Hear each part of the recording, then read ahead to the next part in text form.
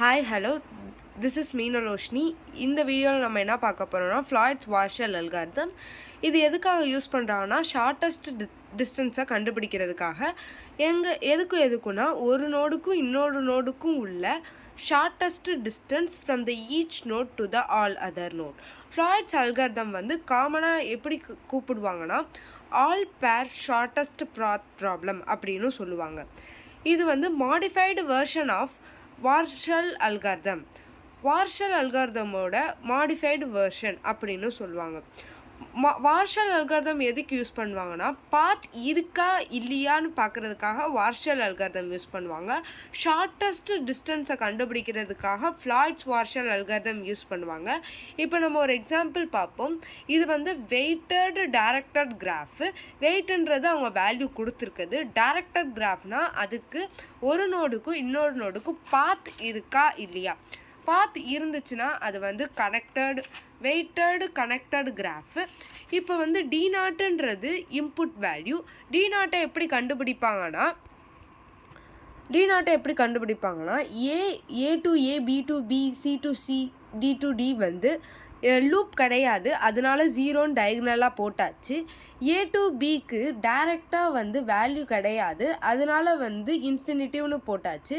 A to C வந்துட்டு டைரெக்டாக value இருக்குது, வித் வெயிட் வந்து 3ன்றனால 3ன்னு போட்டாச்சு. ஏ டு டி வந்து டைரெக்டாக வந்து பார்த்து இல்லாதனால இன்ஃபினிட்டிவ்னு செட் பண்ணியாச்சு. பி டு ஏ வந்து டைரெக்டாக வேல்யூ இருக்குது, ஸோ 2ன்னு போட்டாச்சு. பி டு பி வந்து பார்த்து இல்லாதனால 0ன்னு போட்டாச்சு. பி டு சி வந்து டைரெக்டாக வந்து இல்லாதனால வந்து இன்ஃபினிட்டிவ்னு போட்டாச்சு. பி டு டி வந்து டைரெக்டாக பார்த்து இல்லாதனால இன்ஃபினிட்டிவ்னு போட்டாச்சு. D to A, C to ஏக்கும் வந்து டைரெக்டாக வந்து பார்த்து இல்லாதனால வந்து இன்ஃபினிட்டிவ்னு போட்டாச்சு.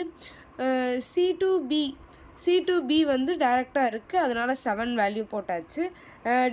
சி டு சி வந்து இல்லை, அதனால் 0ன்னு போட்டாச்சு. சி டு டி வேல்யூ வந்து 1, அதனால் வந்து அதை செட் பண்ணியாச்சு. டி டு ஏக்கு வந்து 6, அதனால் 6ன்னு செட் பண்ணியாச்சு.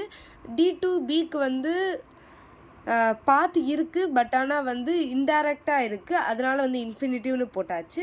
டி டு சியும் பாத் இருக்குது, பட் ஆனால் வந்து டைரெக்டாக இல்லாதனால வந்து இன்ஃபினிட்டிவ்னு போட்டாச்சு.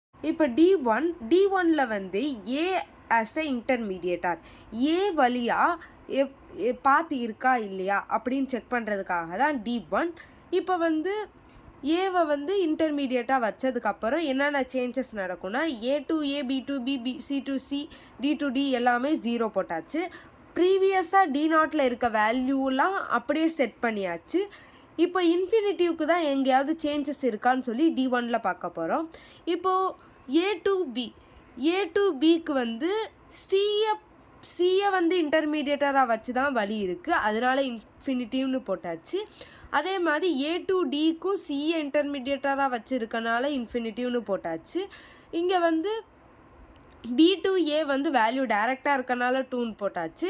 பி டு சி, இப்போது பி டு சிக்கு ஏ வந்து இன்டர்மீடியேட்டராக ஆக்ட் ஆகி இப்போது 2 + 5, 2 + 3 5ன்னு செட் பண்ணியாச்சு. அப்புறம் B to A, B to டிக்கு வழி இருக்குது, பட் ஆனால் இன்டைரக்டாக இருக்குது, அதனால இன்ஃபினிட்டிவ்னு செட் பண்ணியாச்சு. இங்கே அதே மாதிரி பார்த்துட்டு இங்கே மட்டும் சேஞ்சஸ் இருக்குது. டி டு சிக்கு வந்து இங்கே ஏவை இன்டர்மீடியேட்டராக வச்சு 6 + 3 9, அதனால் இங்கே வேல்யூ சேஞ்ச் ஆகிருக்கு. அப்புறம் D2ல் A and B as a intermediator, ஏவும் இன்டர்மீடியேட்டார், பியும் இன்டர்மீடியேட்டார், இந்த ரெண்டையும் வச்சு ஏதாவது வந்து பார்த்து இருக்கா, அதுவும் ஷார்ட்டஸ்ட் பார்த்து இருக்கான்னு தான் D2ல் பார்ப்போம். இப்போ வந்து இங்கே ப்ரீவியஸில் D1க்கு வேல்யூ என்னெல்லாம் செட் பண்ணியிருக்கோமோ அதை அப்படியே செட் பண்ணிவிட்டு, ஜீரோஸ்லாம் 0 அப்படியே செட் பண்ணிவிட்டு, இன்ஃபினிட்டிவில் மட்டும் ஏதாவது சேஞ்சஸ் இருக்கா அப்படின்னு சொல்லி தான் பார்ப்போம். இப்போது ஏ டு சிக்கு இப்போ வந்து ஏ டு பிக்கு சியை பார்த்தா வச்சு தான் வேல்யூ இருக்குது, ஸோ அதனால் வந்து அதை வந்து இன்ஃபினிட்டிவ்னு செட் பண்ணியாச்சு. ஏ டு டி அதுக்கும் சியை பார்த்தா வச்சு தான் இருக்குது, அதனால் இன்ஃபினிட்டிவ்னு செட் பண்ணியாச்சு. C2ஏக்கு பிஏ இன்டர்மீடியேட்டராக வச்சு இருக்கனால 9ன்னு சேஞ்ச் பண்ணியாச்சு இன்ஃபினிட்டிவை. இப்போது C2Bக்கு வந்து வேல்யூ 7 ப்ரீவியஸ்லேயே இருக்குது, அதே மாதிரி எல்லாமே ப்ரீவியஸ்லேயே இருக்குது. இங்கே வந்து எந்த சேஞ்சஸும் இல்லை. இங்கே வந்து D2Bக்கு இன்ஃபினிட்டிவ், ஏன்னா வந்து டைரெக்டாக வந்து பார்த்து இல்லை, ஏவும் பியும் இன்டர்மீடியேட்டராக வச்சு. 3ல ABC மூணையுமே இன்டர்மீடியேட்டராக வச்சு ஆக்ட் பண்ணியிருப்பாங்க. இப்போ வந்து எஃபிஷியண்ட்டான பாத்தையும் அதுக்கப்புறம் வந்து இன்ஃபினிட்டிவையும் சேஞ்ச் பண்ண போகிறோம். இப்போ வந்து A2Bக்கு பார்த்துருக்கா, இது வழியாக எப்படி போகுது, அதனால் 10. அடுத்து A2Dக்கு மீதி ரிமைனிங் எல்லாமே வந்து ஜீரோஸ்லாம் ப்ரீவியஸ், இதில் வேல்யூஸ்லாம் ப்ரீவியஸில் என்ன செட் பண்ணியிருக்கோமோ அதை அப்படியே எழுதியிருப்போம். இதில் வந்து இன்ஃபினிட்டிவை மட்டும்தான் சேஞ்ச் பண்ணியிருக்கோம். இப்போது A2Dக்கு போகிறதுக்கு சிஏ இன்டர்மீடியேட்டராக வச்சு பார்த்துருக்கு, அதனால் 4ன்னு சேஞ்ச் பண்ணியாச்சு. B2Dக்கு வந்து ஏவையும் சிஏ இன்டர்மீடியேட்டராக வச்சு பார்த்துருக்கு, அதனால் வந்து 6ன்னு சேஞ்ச் பண்ணியாச்சு. D2Bக்கு இப்படி போக பார்த்துருக்கு, பார்த்து இல்லை, அதனால் டைரக்ஷன் இப்படி தான் இருக்குது. ஸோ இந்த வழியாக போய் இந்த வழியாக போகிறதுக்கு 16, அதை வந்து சேஞ்ச் பண்ணியாச்சு. இப்போது D4ல் எல்லா வேர்டெக்ஸுமே வந்து இன்டர்மீடியேட்டராக ஆக்ட் பண்ணலாம் அப்படின்னு சொல்லிட்டாங்க. அப்போது ப்ரீவியஸ்லேயே வந்து இன்ஃபினிட்டிஸ் எல்லாமே சேஞ்ச் ஆயிருச்சு, அப்போது அதை அப்படியே எழுதிக்கிறாங்க. பட் ஆனால் எஃபிஷியண்ட்டாக இல்லை, எல்லாமே எஃபிஷியண்ட்டாக இருக்குது. பட் ஆனால் C2ஏக்கு மட்டும் இன்னொரு பாத்து இருக்குது, அது வந்து இதை D3யை கம்பேர் பண்ணும்போது D4ல் எஃபிஷியண்ட்டாக மாறுது. C2ஏக்கு வந்து இந்த வழியாகவும் போகலாம், இந்த வழியாக போனால் வந்து 7 + 2 9. பட் டிஏ இன்டர்மீடியேட்டராக வச்சா C2D அதுக்கப்புறம் ஏக்கு போகிறதுக்கு 7 தான் வருது. அப்போ இதுதானே எஃபிஷியண்ட்டாக இருக்கும், ஏன்னா ஷார்ட்டஸ்ட்டு டிஸ்டன்ஸ் தான் கண்டுபிடிக்க போகிறோம், அதனால் வந்து இங்கே 7 சேஞ்ச் ஆகுது. இப்போ வந்து algorithm for the Floyd's partial algorithm. இப்போ இன்புட் வந்து எதை அனுப்புவோன்னா array of the 2 dimensional matrix. இப்போ வந்து நம்ம டைமென்ஷனல் மேட்ரிக்ஸில் தான் வந்து இன்புட்டாக சென்ட் பண்ண போகிறோம். அதுக்கப்புறம் அவுட்புட் வந்து என்ன, shortest path between the all pair of the vertex. Definition to find the shortest path of between the all pair of the vertex. அதுக்கப்புறம் D0 தான் இன்புட், அப்பயே சொன்னேன்ல D0 தான் இன்புட்.